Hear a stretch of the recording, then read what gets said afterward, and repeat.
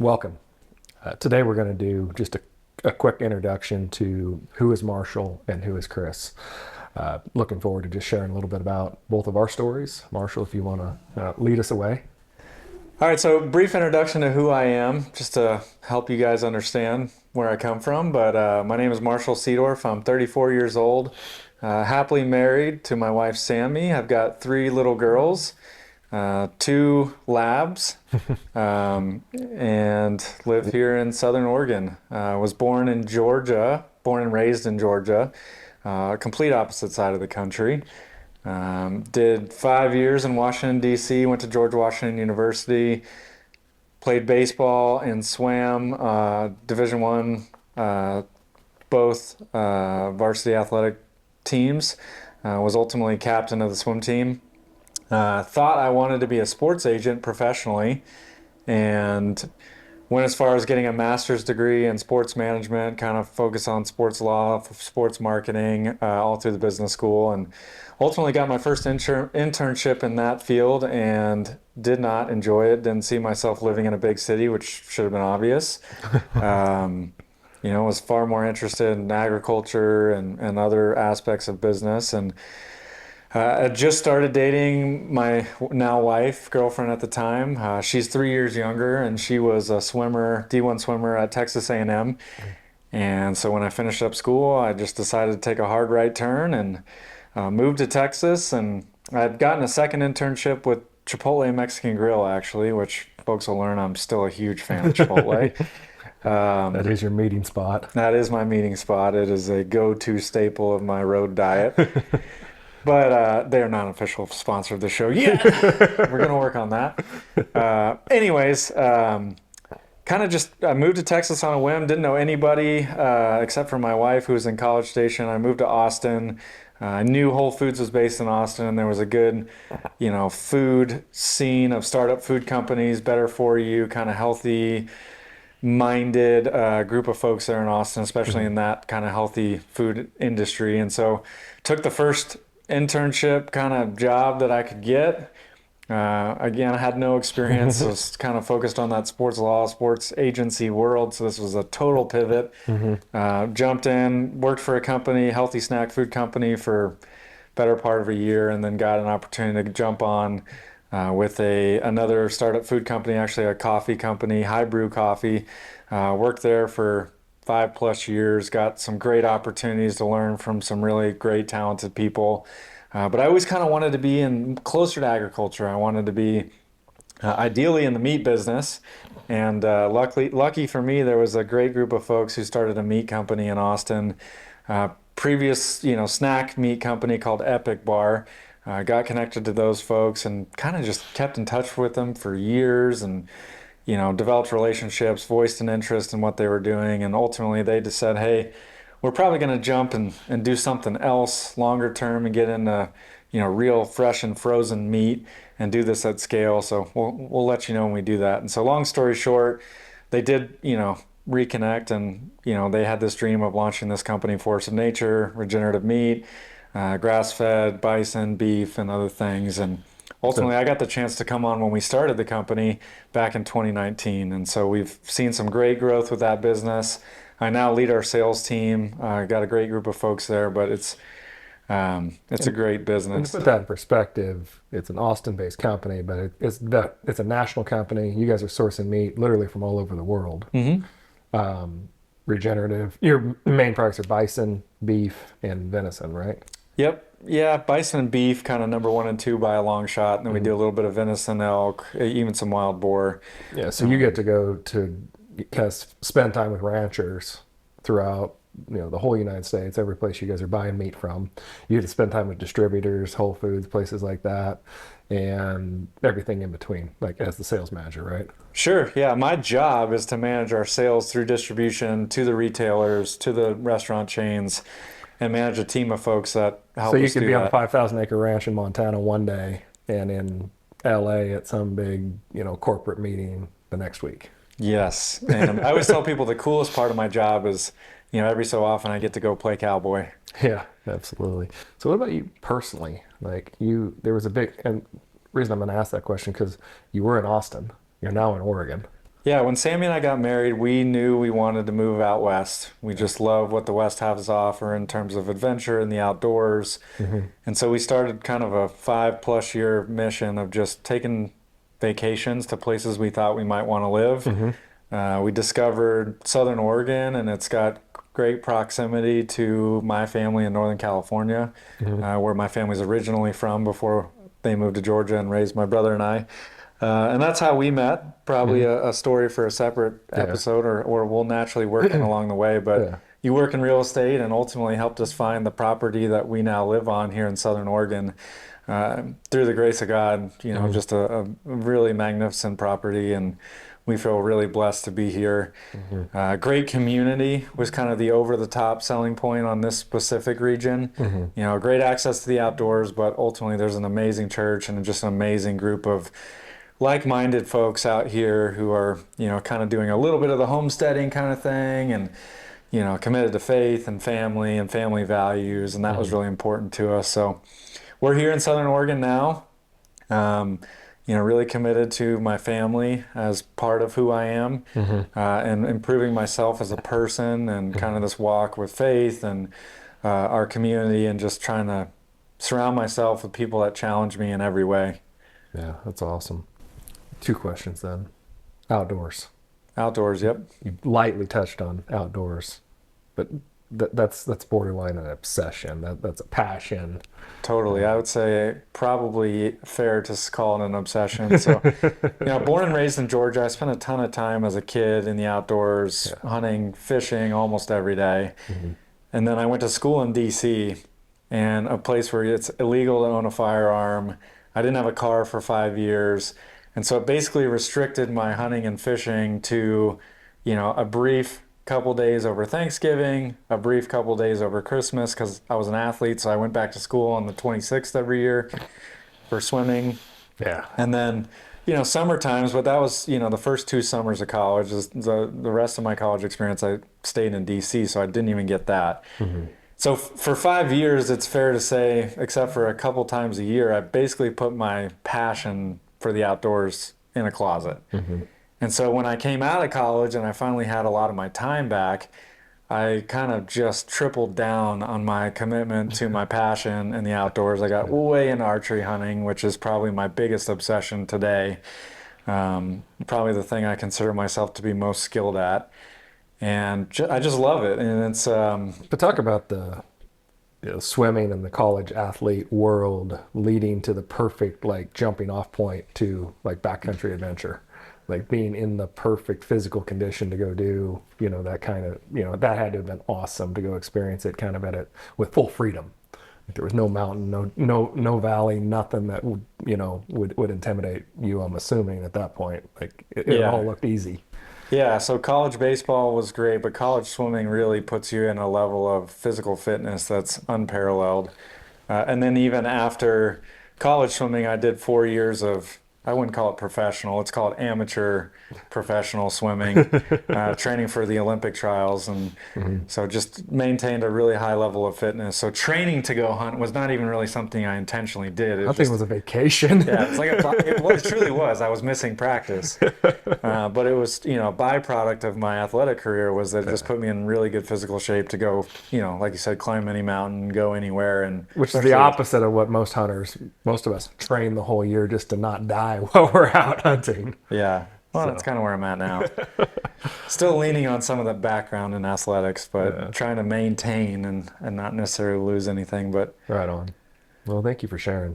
yeah, and then I think that's probably a good place to jump into who you are. Number one, because, we met through my journey in finding Southern Oregon, but I'd Hmm. also introduce you by saying when we first met, you are not the person that you are today physically, and I say that, with a ton of respect for who you are, but also just an amazement for this journey that I've witnessed, first Hmm. remotely, but now being here and being, someone who works out with you every week, has climbed mountains with you and here Hmm. in Medford, Mount McLaughlin, Hmm. and gotten dusted. When we first met, just to provide a little backstory, Hmm. north of 300 pounds, Oh yeah. well north of 300 pounds. We met for pizza actually the first time we ever met, and it was the first time I ever met you in person. I knew Yeah. you were a man of faith from talking to you on the phone. I knew a little bit about your business, and the hustle and professionalism certainly came through in our interactions. But then I Mhm. met you in person, and shame on me, judge a book by its cover. I was like, oh man, this guy is significantly overweight. He Yeah. seemed really cool on the phone, but I don't know if we can be friends because there's certainly not many adventures we're going to be able to do together. Yeah. And so, as we kind of kept in touch in my journey in real estate and then moving here, it's like this transformation you've undergone has been incredible. So tell us about that and Yeah. who you are as a person. Yeah. So I'll just jump into. So I grew up here in Southern Oregon. Didn't realize how lucky I was till recently. Um, what Sometimes it takes an outsider maybe to show you how lucky you are. so when just rewind to high school, I played football, I played basketball, I played a little bit of baseball. Really was terrible at it, but kind of enjoyed it.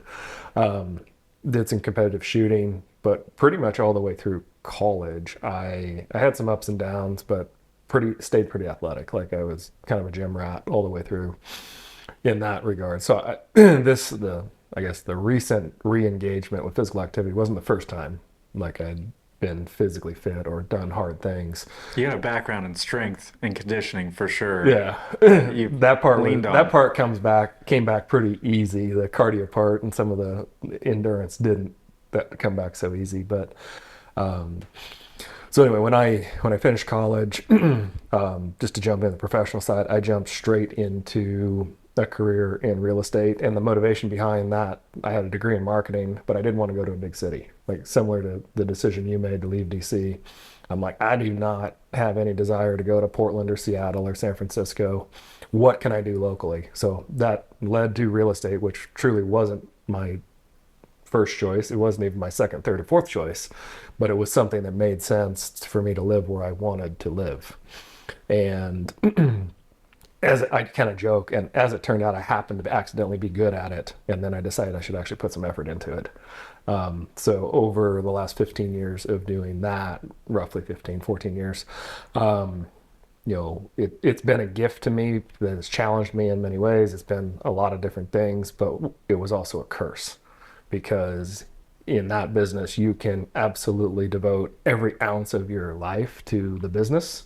And what goes out the window is your health, your relationships, your faith. Well, I mean, your fellowship aspect of faith, all those things go out the window when you're working 90 hours a week. So I kept eating exactly like I was still burning 10,000 calories a day or whatever it was when I was, working out and playing sports and playing basketball and stuff all the time.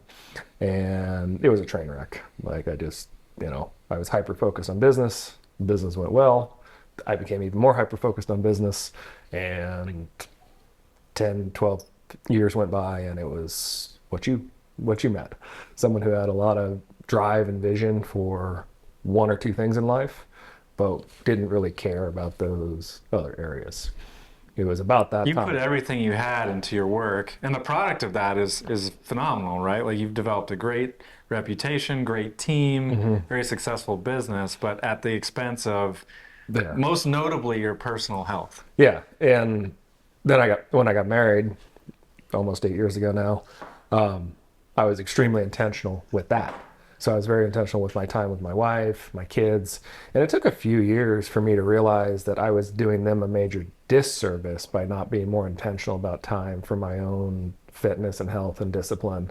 That was actually a loving action to them for me to be here this morning working out with you versus being with them. That like the fact that I am able to do things, be healthier, run with them, play, do all those different things is an extremely loving thing that I can do for them. And when that kind of clicked, and not only do I want to hunt, do I want to do all the outdoor adventure, but the fact that it's something that's really good for my family, for me to be more intentional physically, then the last 3 years have been I just refocused the same focus I put into business and faith and other things I put into health, and it's been transformative, I guess. But anyway, that's actually a pretty good snapshot to me. Yeah, maybe a good summary. So Sure. I think things that we share, a commitment to faith Yep. and bettering ourselves, commitment to fellowship and building Hmm. community around ourselves. That challenges us. Hmm. Family. We're both here in the Northwest. I think we offer different perspectives on that. You being a lifelong Oregonian, me Hmm. being, just over a year and living here and still being eyes wide open and Yeah. impressed by everything, interested in everything. We're both, very driven in business, but different businesses for sure, Hmm. different industries. You own a business in real estate. I'm a leader of a sales team in the ranching kind of food meat Hmm. business. What did I miss? Shared passion for the outdoors. Well, I I think think, hunting, fishing, just anything outdoors is a huge, shared. I guess the pillars, I would say, if someone said, what are the pillars around your life? It would be faith, family, and the outdoors. Like those are the three things that consistently are just in the forefront of. If you looked at my calendar, you'd be able to very clearly see those three things show up. Going to church, small groups, time with my family, hunting trips. Like if you looked at my calendar, those pillars would just jump right out at you.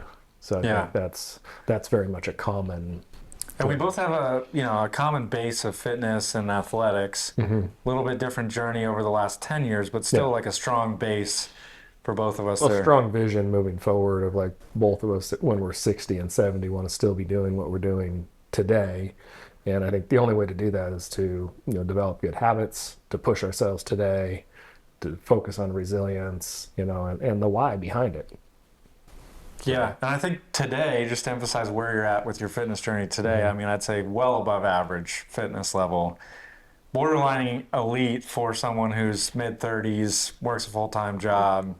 I don't think either of us is going to win the CrossFit games, but we could walk into any gym and be competitive, Mhm. give somebody a run for their money based on our own strengths and weaknesses on I what we w- can do. And One of the goals I set out when I started this shift was I didn't want to fear any mountain, and I've definitely kind of gotten to that point where I'm like, yeah, it might be hard, you might get out of breath, but I don't fear climbing 2, 3,000 feet, whatever it is, straight up a hill.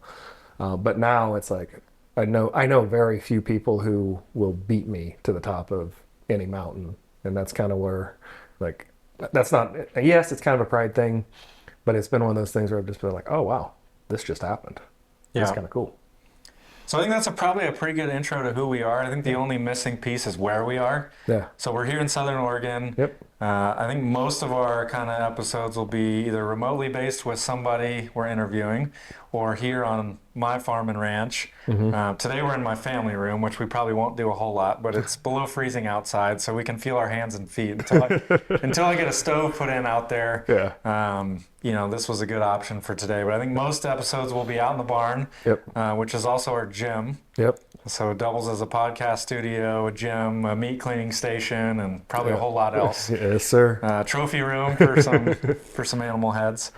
The format of the show will be, Chris and I are going to be working out at least one day a week, but Yep. one day a week very intentionally, and after the We'll fact, be working out together one day a week, but there'll be multiple workouts that we'll try to share, that we're doing individually, on our own time as well. yeah, and so we'll do that every week, and then every other week we're going to record an episode of you and I kind of recapping either a recent trip or what we're going through in life and work and fitness and all the kind of pillars that we touched on. And then the off weeks, we're going to go out and find somebody who we find really interesting that we want to share with our listeners. So Yeah. somebody in the conservation space that we really respect or want to learn from, somebody in the fitness world, somebody in the hunting outdoors world, Yeah. somebody in the faith kind of family world that offers a lot of Well, perspective that, I got pretty excited when we were kind of round tabling the list of people who we could potentially have. Like, it's really interesting. And there's some good storytellers on this list too. So, absolutely. So I think that's a good place to leave it for today. We're grateful for you, the listeners out there, for giving us this opportunity and coming yep, along with us. absolutely. And we hope to challenge ourselves along the way to provide not only interesting content, but be vulnerable and shares our win losses and what we learn along the way. Sounds good. Appreciate it. Awesome. Thank you. Thanks.